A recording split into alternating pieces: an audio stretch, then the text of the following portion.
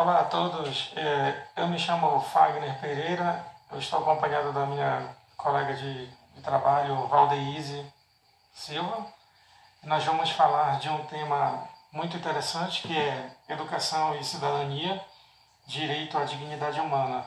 Para a gente começar a falar sobre esse tema, nós vamos falar da Grécia, nós vamos fazer um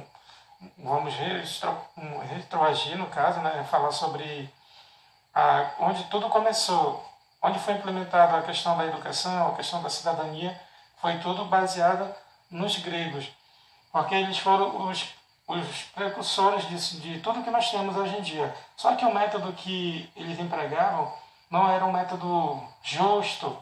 Por quê? Porque eles detinham monopólio. Ou seja, quem tinha o melhor poder aquisitivo teria as melhores condições de educação, de moradia, de lazer e assim sucessivamente. Então, a diferença da Grécia também na questão da educação se dá pelo seguinte fato, que antigamente a educação, além dela ser vista para quem tinha o poder aquisitivo, ela ensinava esses filhos dessas pessoas de poder aquisitivo a pensarem, a serem pessoas pensantes, ou seja, elas tinham os maiores graus de conhecimento para ser um médico, para ser um advogado, um psicólogo e por aí vai. E enquanto quem era da classe baixa, ele era treinado para fazer trabalho braçal. Então a gente já vê uma questão muito diferente.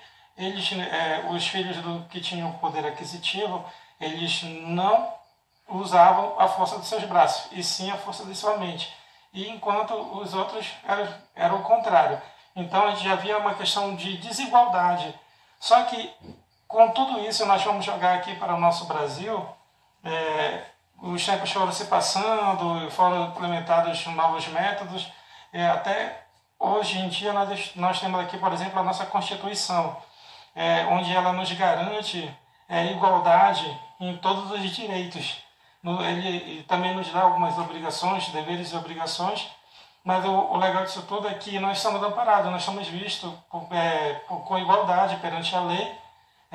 Por exemplo, no artigo 1º da Constituição, nós temos direito à soberania, à cidadania, à dignidade da pessoa humana, e que é o foco do nosso trabalho, fala sobre a questão da dignidade humana.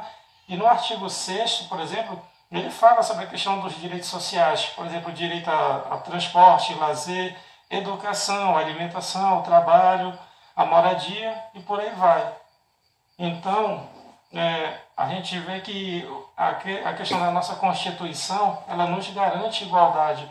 Ela não vê essa questão da diferenciação entre o rico e o pobre. Todos podem ter acesso ao mesmo meio de educação, ao mesmo meio de trabalho e por aí vai. E então, assim, para a gente falar um pouquinho sobre essa questão de cidadania, nós vamos fazer a seguinte análise. A cidadania, ela vai além do fato de você ser um simples cidadão, que é além daquela questão de você votar, de você ter que trabalhar, pagar os seus impostos. Você também tem direitos. Você tem direito a tudo aquilo que está expresso na nossa Constituição. Você tem direito a ter uma identidade, você tem direito a ter um CPF, ter uma carteira de trabalho, você ser pago conforme a sua profissão e por aí vai. Então, a gente pode ver que a cidadania ela é algo muito interessante no que tange à educação. Sem a cidadania, não tem como haver educação, porque as duas caminham lado a lado. Bom, o que é educar para a cidadania? A educação, esse processo vem ao longo da vida, tá? Começa em casa, próximo às crianças, com a questão de identidade, as relações interpessoais, as escolhas, a justiça entre o que é o bem, o que é o mal, o que é certo, o que é errado. E o fato de ensinar a criança ao chegar, dar bom dia, boa tarde, boa noite. Então, essa educação inicial, ela vem de casa. O que acontece? A criança, quando chega à idade de 6, 7 anos, ocorre a necessidade de alfabetizá-la. E aí, a gente ingressa essa criança na escola, com o intuito dela se alfabetizar. Mas quando ela faz esse processo de sair de casa e ir para a escola, a educação base já está formada dentro dessa criança. Então, quando a gente fala em cidadania e educar, a gente vem essa relação dentro da escola e dentro de casa.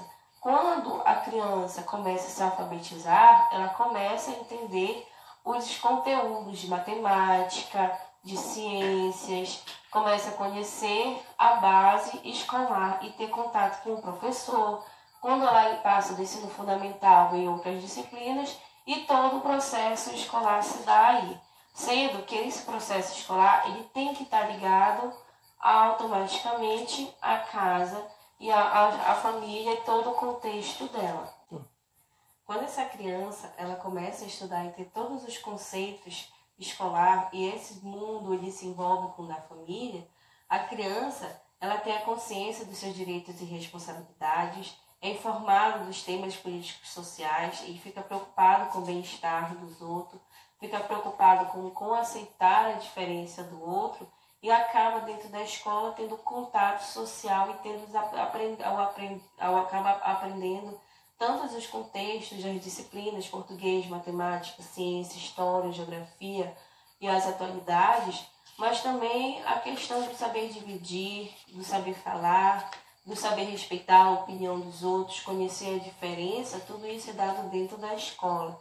Então, a necessidade de ter a base dessa cidadania, ela vem de casa, junto com a educação que ela também vem aprender a ter todo esse contexto dentro da escola e dentro de casa. Quando a criança ela não passa por essa questão, quando chega na escola, nós temos vendo algumas dificuldades de relacionamento, o que atrapalha bastante o processo de ensino-aprendizagem da criança.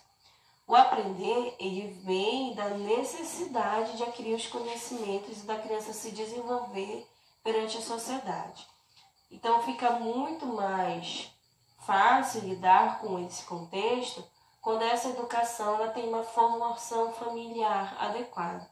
O que acontece? Quando a gente começa a trabalhar com uma criança que não tem essa base familiar, a gente percebe a dificuldade dela de aceitar alguns entendimentos que a escola coloca, como algumas regras que não se deve gritar dentro de sala de aula, respeitar o professor, algo que deve ser feito de casa. A mãe, já quando vem o processo de casa, olha, você deve respeitar papai, mamãe, você deve entender o que é certo e o que é errado, e respeitar os mais velhos. Então, quando ele chega dentro de sala de aula, ele entende que o professor é uma autoridade e começa a aprender e compreender e entender e obedecer o professor, que já começa aí poder fazer essa base de educação e adquirir o conhecimento que é repassado pelo aquele professor.